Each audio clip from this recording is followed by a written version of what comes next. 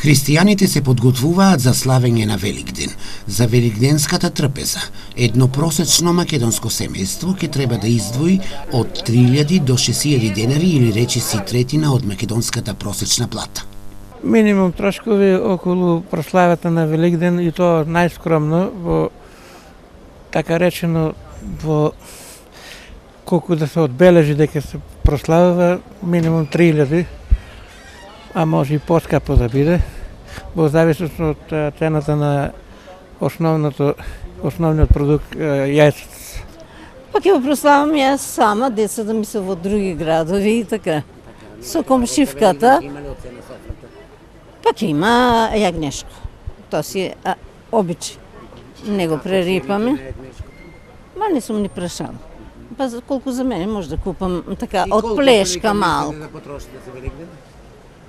Па толку за јајца, за боја, нешто благо ако дојдат внуци. За традиционалната празнична трпеза најмногу пари ќе мора да одвоите за јагнешко месо, нешто без кое што не може да се замисли Великден. Јагнешкото месо во месарниците има цена слична како и лани. Не е променета, иста како лани, дури мислам дека и малку и намалена во однос на претходните години.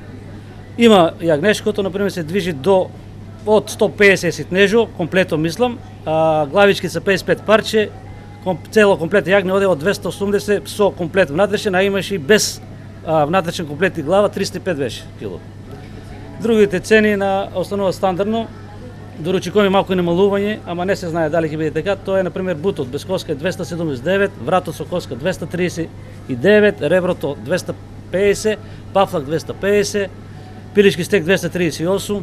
Доколку сакате на вашата трпеза да има компир или ориз од джебот, ќе треба да одвоите дополнителни околу 150 денари.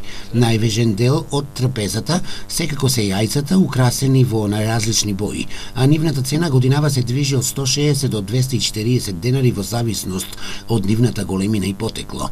А за јајцата да ги бојадисате во различни бои ќе треба да одвоите уште 150 на денари.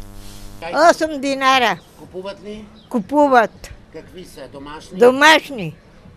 Добро. За Великден ќе направиме ли трапеза? Да.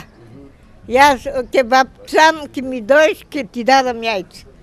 Неизбежен дел од великденската трпеза е козињакот, за кој треба да одвоите околу 300 денари, а разните видови на ситни пецива, како што се кифличките кои дополнително би вечинира околу 200 денари.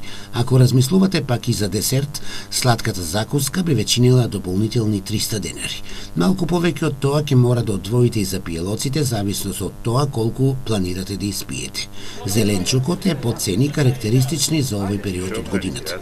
Великденската традиција од минатото налагаше нова облика или најмалку нови обувки за Великден, а ако и нив ги додадете на списокот, тогаш и една просечна плата нема да биде доволна.